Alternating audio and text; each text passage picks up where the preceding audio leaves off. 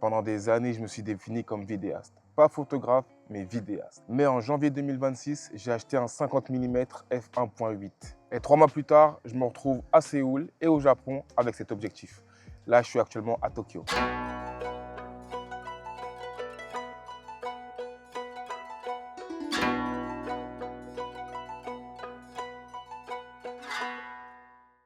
Et en fait, j'ai compris que j'avais tout faux depuis le début. Et ce que la photo m'a appris sur la vidéo, je l'ai découvert beaucoup trop tard. Et toutes les photos que vous allez voir dans cette vidéo ont été prises durant ce voyage. On en parle maintenant, let's get it.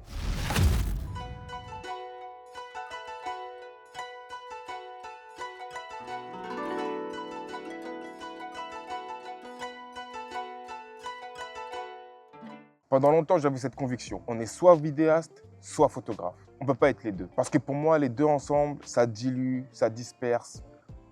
Ça fait pas de sens en fait. Donc j'évitais vraiment la photo, sauf quand j'étais vraiment obligé. Et puis après avoir acheté mon nouveau boîtier, le Sony A7S III, il fallait bien que je fasse quelque chose avec mon ancien, le Sony A7 III. Et plutôt que de le laisser dormir, j'ai acheté un nouvel objectif, 50 mm f1.8, l'objectif le moins cher de chez Sony, pour pouvoir utiliser l'A7 III en tant que boîtier photo.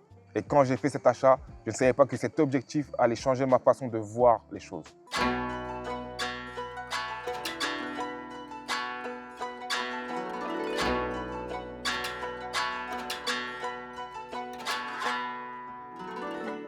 Alors le 50 mm, c'est une focale fixe. Pas de zoom, pas de flexibilité.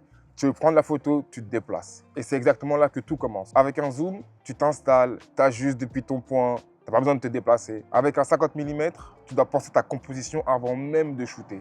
Tu sais instinctivement si tu es trop près, si tu es trop loin, ce que tu dois faire pour avoir le cadre parfait. Au début, c'est frustrant, voire même très frustrant. Tu veux faire une photo, mais tu ne peux pas la prendre parce que tu es trop près, parce que tu es trop loin. Tu bouges, tu cherches, tu rates. Mais petit à petit, tu développes quelque chose que le zoom ne t'apprend pas. Tu commences à voir le cadre avant même de lever l'appareil. Et le Japon, ça m'a mis face à cette réalité en fait.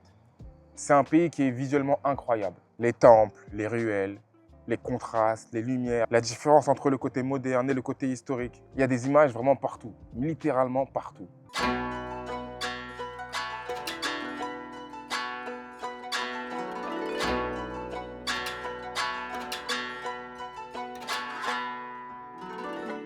Avec un zoom à 24-70, j'aurais tout shooté depuis le même endroit, sans forcément devoir bouger. Avec le 50 mm, j'étais obligé de me déplacer, d'avancer, de reculer, de chercher où je pouvais me mettre pour avoir le bon cadre, la bonne composition. En fait, le 50 mm, il t'oblige à entrer dans la scène plutôt que de l'observer de loin.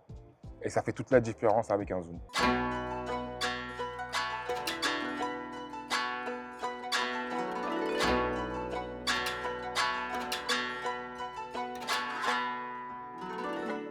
Et Séoul, c'était aussi différent. Plus urbain, plus dense, plus street. Et le 50 mm, dans ce contexte-là, il m'a permis d'apprendre à isoler un sujet, isoler quelque chose. Et c'est là en fait que j'ai compris le lien que la photo avait avec la vidéo.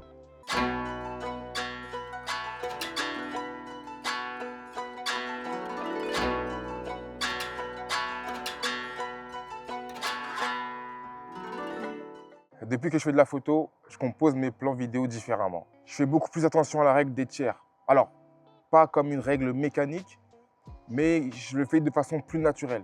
Et donc, avant de filmer un plan, j'imagine déjà quel élément placer à quel endroit. En fait, je trouve que la photo, elle t'apprend à être patient, alors que la vidéo, on a tendance à tout filmer et on se dit, on va corriger en post. Et en photo, tu dois attendre le bon moment parce que tu n'as pas le choix. Et surtout, la photo, elle t'apprend à éliminer. Un cadre photo, c'est une décision. Qu'est-ce que je garde? Qu'est-ce que j'enlève?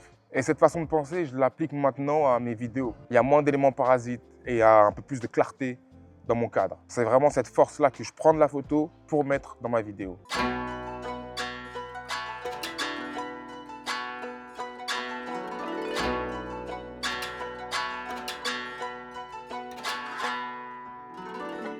Il faut dire que ce voyage, il m'a donné quelque chose que je n'avais vraiment pas anticipé. Parce que shooter au Japon ou à Séoul avec une focale fixe, ça t'oblige à t'adapter, à faire des choses que tu ne ferais pas habituellement. Chaque quartier, chaque lumière, chaque moment demande une approche différente. Et en vrai, c'est exactement ce qu'on fait en vidéo sur le terrain. On s'adapte constamment. Mais combiner ça avec la photo, c'est encore plus fort. Et je trouve que tu apprends beaucoup plus vite. Et donc, pour être tout à fait honnête, la photo à Séoul et au Japon, ça a été un de mes meilleurs entraînements.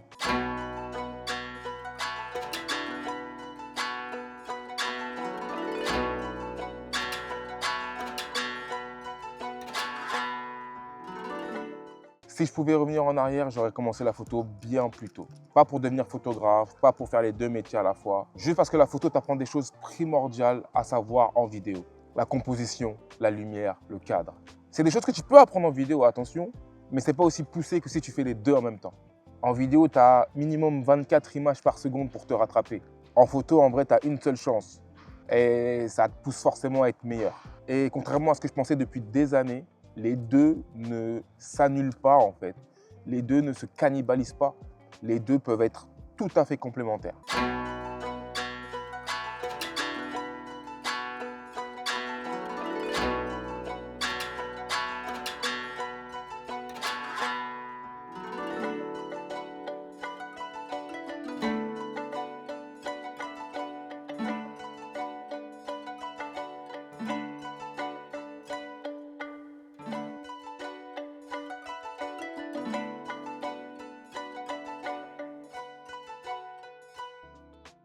Si tu es vidéaste et que tu n'as jamais fait de la photo, franchement, je te conseille de commencer dès maintenant. Tu n'as pas besoin d'avoir un boîtier dédié juste pour la photo. Ton téléphone fait déjà l'affaire. Et si tu as un boîtier caméra, je suis sûr que tu peux faire des photos avec également. Si je peux donner un conseil, c'est de prendre ton appareil, de mettre une focale fixe, 24, 50, 85 mm, et de t'entraîner rien qu'avec ça. Pour conclure, la photo, elle ne m'a pas transformé en photographe. Par contre, elle m'a rendu meilleur vidéaste. Et la photo, c'est juste un super complément à ton métier de vidéaste pour travailler ton œil, tes compositions, tes plans. Si tu veux suivre mon évolution en tant que vidéaste freelance, n'hésite pas à t'abonner. Sinon, on se voit dans la prochaine vidéo. Et n'oublie pas, d'ici là, si tu dors, ta vie dort. Peace.